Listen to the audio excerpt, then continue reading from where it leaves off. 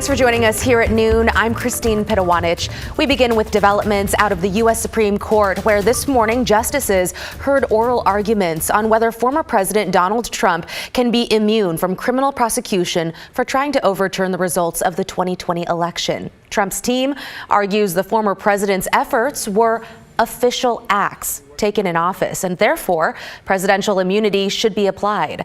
A Justice Department lawyer refuted that claim, saying Trump's actions were made outside the scope of his official duties.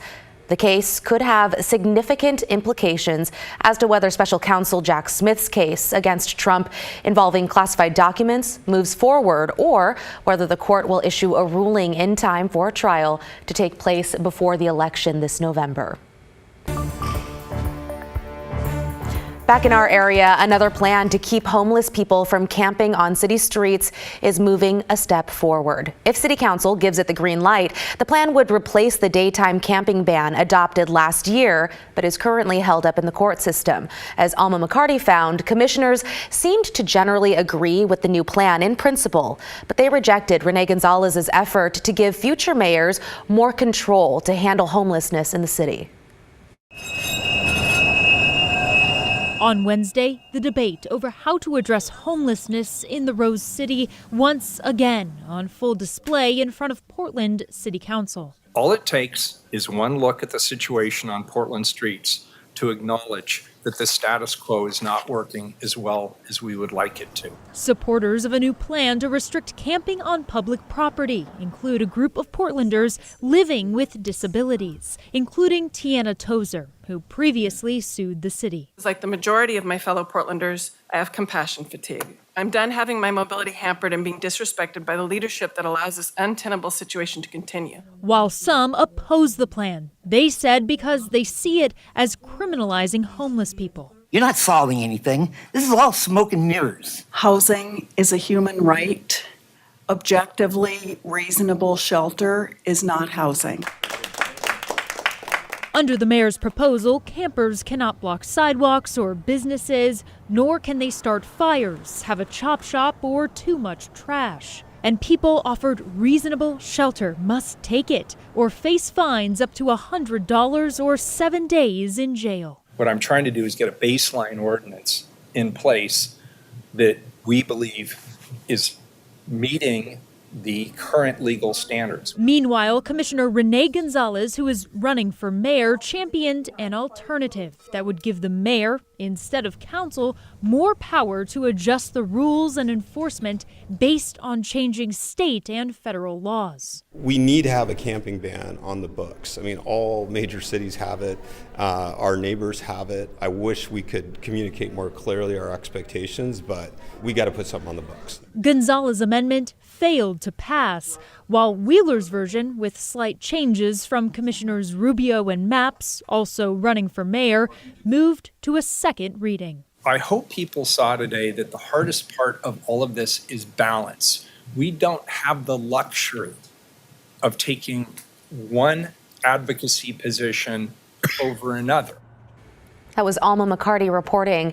The U.S. Supreme Court is expected to make a decision in June on whether cities can punish people for camping on public property if they don't have anywhere else to go. Mayor Wheeler's office says it's confident that the new proposed ordinance would survive any legal challenges.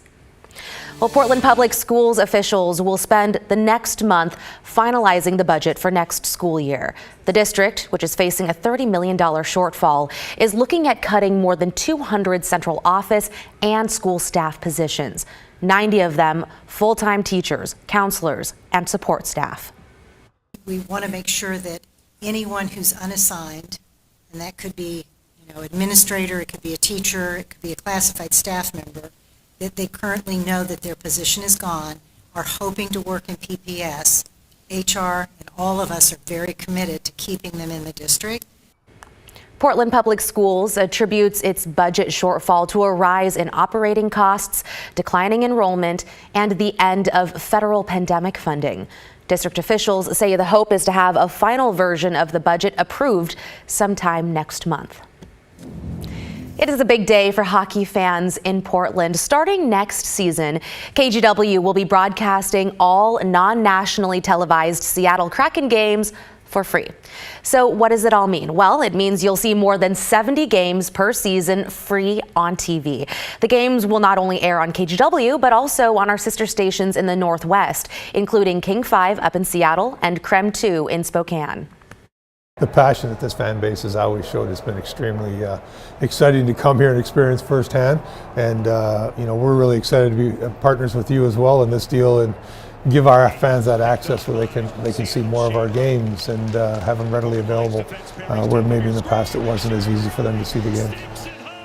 Our games this year appeared on an ultra premium channel, and for a lot of our fans that was frustrating, and it was just enough that bar owners, for instance, maybe didn't buy that last premium tier package. Beginning next season, every game available to all of our fans, to all of those bar owners, to the entire community, and to this great territory we have throughout the Pacific Northwest. Yeah, super exciting stuff for fans for sure. The NHL will release the 2024-25 schedule later this summer.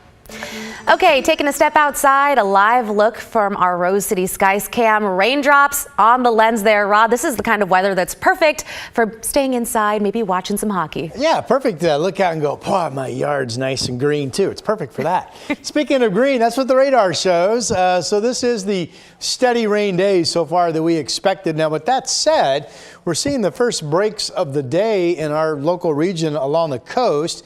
Still absolutely steady, widespread rain up and down I-5. Rain amounts have been certainly on target for us to get upwards of a half of an inch of rain or so for the day today here in Portland. We're already up to 34 100ths and about the same in Salem. Up on the coast, remember, we were thinking a good 3/4 of an inch of rain just today. Well, Tillamook, Astoria, 65 100ths of an inch. The Dalles will see measurable rainfall, not anything measurable in the main reporting sites out east yet, but you folks will be looking at increasing rain showers this afternoon.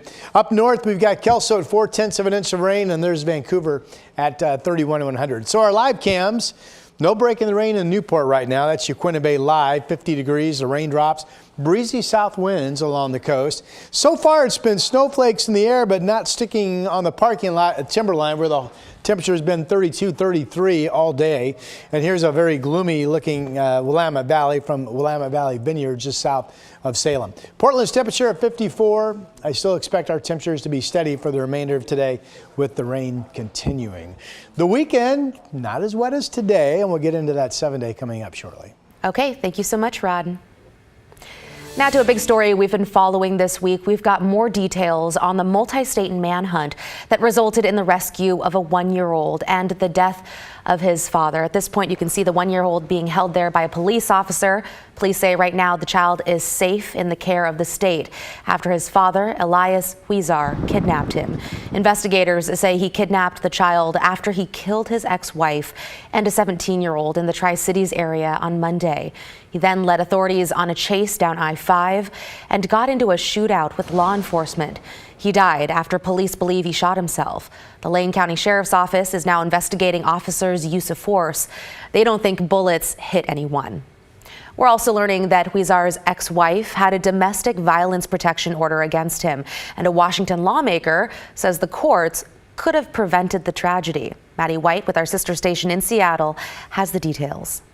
It's a tragic that it happened by their dad is the reason why that all these kids are going to be without their mothers. Angelica, or Jelly, was just 17. She was also this woman's niece, who spoke with King 5 over the phone. She definitely did not deserve to end her life the way it did, same as the other victim. It's a tragedy a lawmaker tells me could have been prevented. It's infuriating. Washington State House Representative Lauren Davis says the gunman's ex-wife, Amber Rodriguez, could have been alerted he was close by. The court could have ordered that relief. She's talking about these right here. Perpetrator's ankle monitor actually talks in real time to an app on the victim's cell phone. GPS ankle devices. That the perpetrator can't cut. That Washington judges can legally require stalkers or abusers to wear. So that she has adequate time to escape. This technology became legal in 2020 when the Washington legislature passed the Tiffany Hill Act. Tiffany was also murdered in the parking lot of a school while the perpetrator